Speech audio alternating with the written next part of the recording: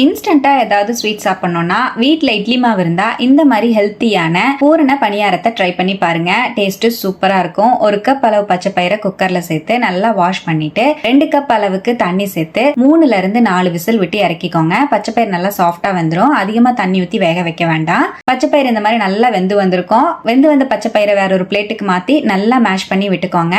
பச்சை பயிரை தெரியாத மாதிரி நல்லா இந்த மாதிரி மேஷ் பண்ணி எடுத்து வச்சுட்டு இன்னொரு பாத்திரத்துல 3/4 கப் அளவுக்கு வெல்லம், 1/4 கப் அளவுக்கு தண்ணி சேர்த்து வெல்லத்தை நல்லா கரைச்சி எடுத்து வச்சுக்கோங்க. கரைச்ச வெல்லத்துல நம்ம மசிச்சு வச்சிருக்கிற பச்சை பயிரையும் சேர்த்து நல்லா மிக்ஸ் பண்ணி விடுங்க. ஸ்லோ ஃப்ளேம்லயே வச்சு நல்லா மிக்ஸ் பண்ணி விட்டுட்டே இருங்க. 1/2 கப் அளவுக்கு தேங்காய் துருவல், 2 ஏலக்காய் நுணுக்கி சேர்த்து நல்லா கலந்து விடுங்க. ஸ்லோ ஃப்ளேம்லயே வச்சு நல்லா கலந்து விட நல்லா ஃபுல்லா பேன்ல ஒட்டாம வரும். 1 டீஸ்பூன் நெய் சேர்த்து நல்லா கலந்துட்டு வேற ஒரு பிளேட்டுக்கு மாற்றி ரூம் டெம்பரேச்சர் வர அளவுக்கு விட்டுருங்க.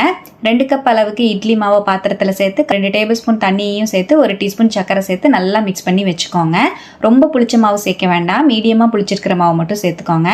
பூரணம் நல்லா ஆறி வந்ததுக்கு அப்புறமா குட்டி குட்டி உருண்டையா உருட்டி எடுத்துட்டு நம்ம மாவுல சேர்த்து இந்த மாதிரி நல்லா முக்கிட்டு பணியாரக்கல்லில் ஊற்றிக்கோங்க. நெய்யோ இல்லை எண்ணெயோ விட்டு பணியாரக்கல்லில் நல்லா சுட்டு எடுத்துக்கோங்க. மீடியமான ஃப்ளேம்லேயே சுட்டு எடுத்துக்கோங்க. நல்லா செவந்ததுக்கு அப்புறமா வெளியே எடுத்தீங்கன்னா ரொம்பவே டேஸ்டியான பச்சை பயிறு பூரண பணியாரம் சூப்பரா ரெடி ஆயிருக்கும். டேஸ்ட் அல்டிமேட்டா இருக்கும். கண்டிப்பா ட்ரை பண்ணி பாருங்க. ட்ரை பண்ணிட்டு எப்படி வந்ததுன்னு கமெண்ட்லயும் ஷேர் பண்ணுங்க. தேங்க்யூ. நம்ம பேஜையும் ஃபாலோ பண்ணிக்கோங்க. பாய்.